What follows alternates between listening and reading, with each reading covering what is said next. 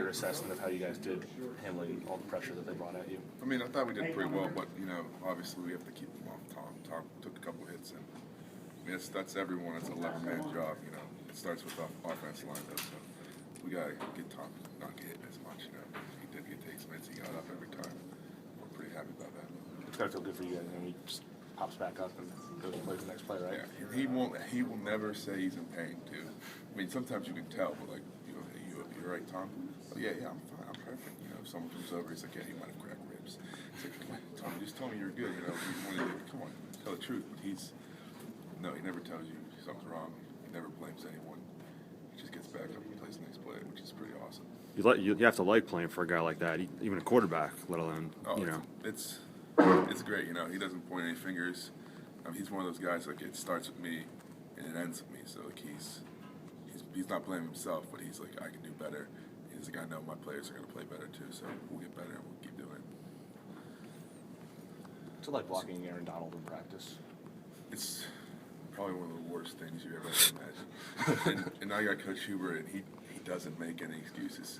His Outland Trophy is going to be an All-American, but if I don't get the block done, it's the same. It's the same thing if I was going against the scout players. He expects the same expectations, and it's not. I've had to go against him for 4 years, and he can embarrass you pretty badly. But I'm just so happy on game day I don't have to block him. I get the block someone else, and he goes out and he embarrasses some other guard or tackle. But I'm pretty happy on game day I don't have to go against Aaron Donald. Does he kind of go at the same speed practice that he does in a game? Yeah, there's no off switch. We'll be in uppers. It's everything is 100%, 110%. He's going. He's trying to.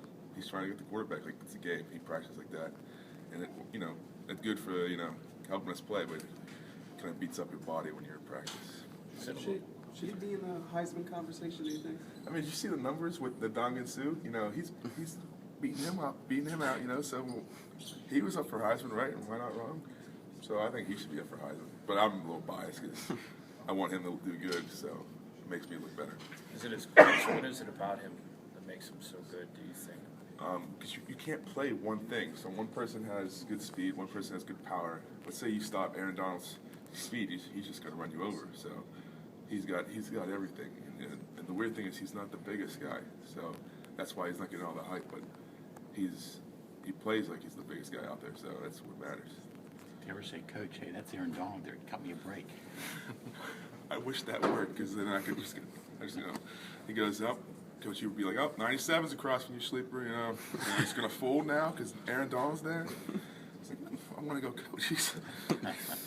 He's Aaron Donald. He's out in the trophy finals. But so, no, you can't do that.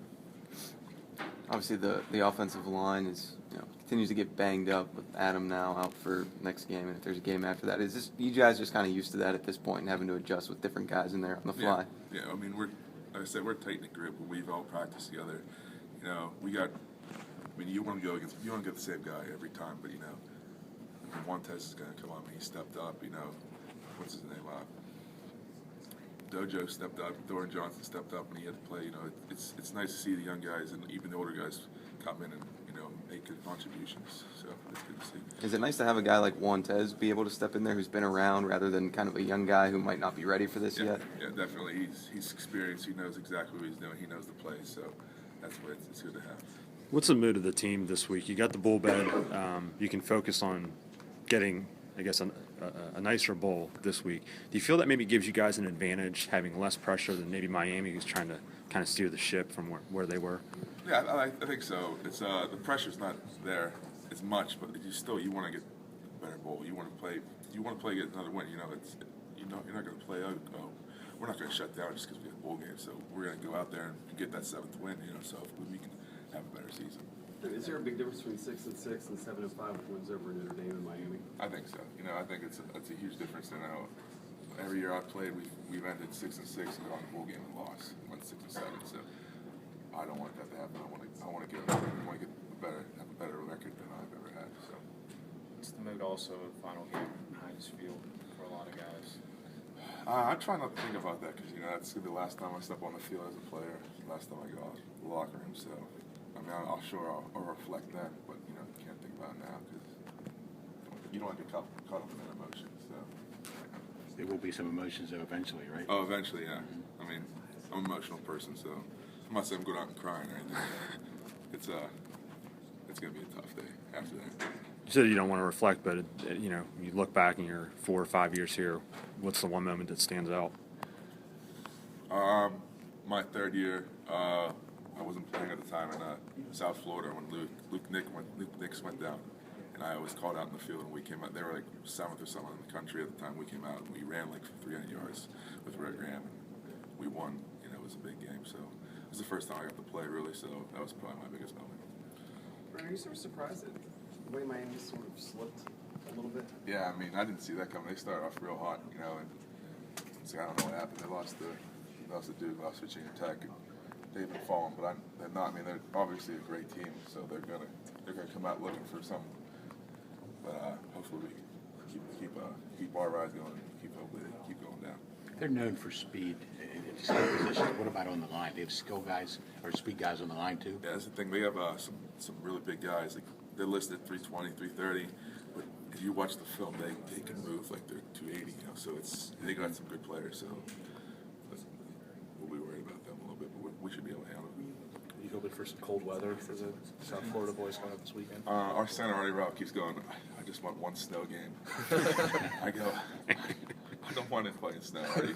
So I said, when we walked out of the Syracuse game, it was snowing. I said, Artie, that's your snow game. Like, I don't care that we were in the dome. It snowed, so we're going to use that as your snow game. It's good. I don't care if it's cold, just no snow. But, yeah. Never played in the snow? What? Never played in the snow? Personally, no, I don't think I've ever Not played even this. high school? No.